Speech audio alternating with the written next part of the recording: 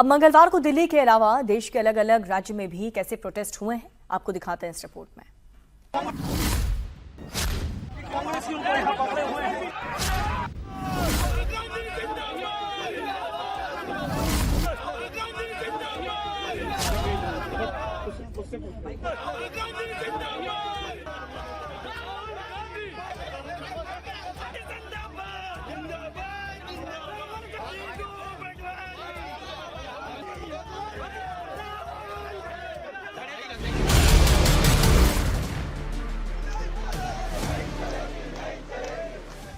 दिल्ली में राहुल गांधी ने कमान संभाली।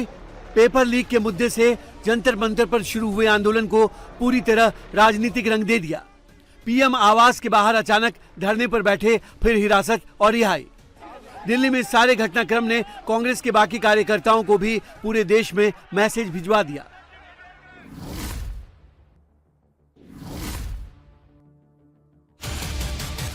देखते ही देखते दिल्ली से शुरू हुए कांग्रेस के आंदोलन की देखा देखी देश के दूसरे हिस्सों में भी कांग्रेस के नेता और कार्यकर्ता सड़कों पर उतर आए। किसी ने विधानसभा तो किसी ने सीएम के ऑफिस के बाहर धरने की कोशिश करनी शुरू कर दी। कहीं कहीं कांग्रेस के कार्यकर्ता सड़कों पर जाम लगाकर बैठ गए। ऊपर से मैसेज क्लियर था, राहुल की हिरासत का मुद्दा बनाकर विरोध प्रदर्शन करना है। कहीं कहीं पर पुतला जलाया तो कहीं ट्रेन ही रोक दी। भोपाल की तस्वीरें देखिए।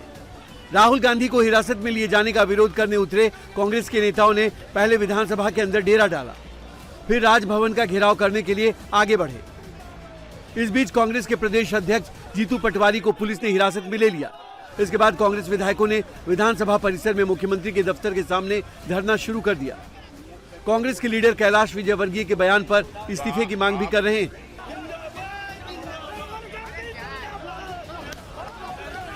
आज गए जब सब इस बीच धरने पर बैठे कांग्रेस के विधायकों से मिलने मध्य प्रदेश सरकार के मंत्री कैलाश विजयवर्गीय पहुंच गए। बातचीत के दौरान छात्रों पर की गई एक टिप्पणी ने कांग्रेस को और आग बबूला कर दिया। इससे बड़ा देश का क्या दुर्भाग्य होगा कि मध्य प्रदेश की भारतीय जनता पार्टी की सरकार उन छात्रों को जो न्याय मांगते हैं उनको देशद्रोही कहते हैं। मुझे फक्र है, गर्व है मेरे विधायकों पे, नेता प्रतिपक्ष जी के निर्णय पे कि जिन्होंने हमारे बेटे बेटियों को जिन्होंने राजद्रोही कहा, वो जब तक माफी नहीं मांगेंगे सदन में सोएंगे हमारे विधायक।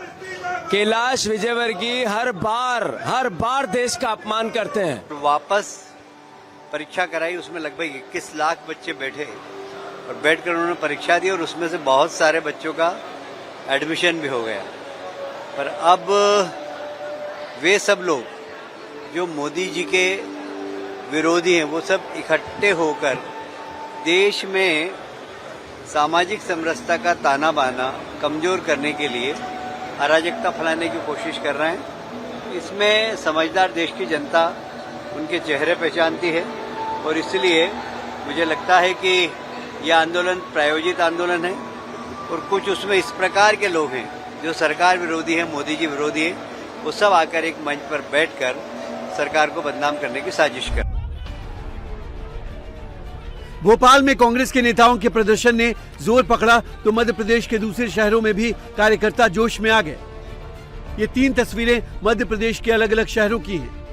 हर तस्वीर में कांग्रेस के कार्यकर्ता और स्थानीय नेता हैं। केंद्र सरकार और बीजेपी के खिलाफ नारेबाजी हो रही है। लंबे समय से सत्ता में बाहर कांग्रेस के नेता इस मुद्दे को संजीवनी की तरह देख रहे हैं, इसलिए दिल्ली से मैसेज आते ही सब सड़कों पर आ गए। दिल्ली में 2 दिन से राहुल गांधी और अखिलेश की जुगलबंदी चल रही है। मंगलवार को राहुल गांधी को हिरासत में ले लिया गया। अखिलेश भी बस से छत्रसाल स्टेडियम पहुंच गए। साथ में कार्यकर्ताओं का भारी जमावड़ा था। इसका मैसेज यूपी में भी भेजा गया और उसका असर भी देखने को मिला। ये 5 तस्वीरें समाजवादी पार्टी के प्रोटेस्ट की हैं। दिल्ली में अखिलेश यादव लीड कर रहे थे तो लखनऊ में नेता प्रतिपक्ष माता प्रसाद पांडे समर्थकों को लेकर सड़क पर उतर आए। प्रदेश के दूसरे शहरों में भी मैसेज पहुंच गया। मैनपुरी, प्रयागराज, अयोध्या, हर जगह समाजवादी पार्टी के नेता एक्टिव हो गए और केंद्र सरकार के खिलाफ नारेबाजी शुरू कर दी। ये सरकार लोकतांत्रिक जो प्रक्रिया है जिसमें हमें ये अधिकार है कि हम किसी काम के लिए अपनी बात दबाव बनाने के लिए हम धरने पर बैठे, हम प्रदर्शन करें।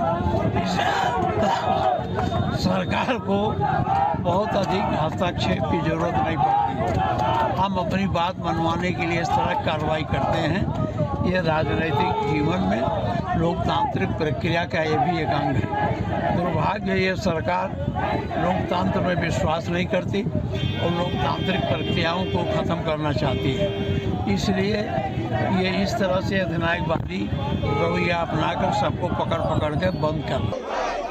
सड़क पर संग्राम शुरू हो चुका है। पेपर लीक के मुद्दे को पूरी तरह पॉलिटिकल बनाकर प्रदर्शन की राजनीति शुरू हो चुकी है। शहर शहर कार्यकर्ताओं को सड़क पर उतारकर शक्ति प्रदर्शन किया जा रहा है। अब आज सबकी निगाहें संसद पर टिकी हैं, जहां तीसरे दिन इस मुद्दे पर घमासान तय है।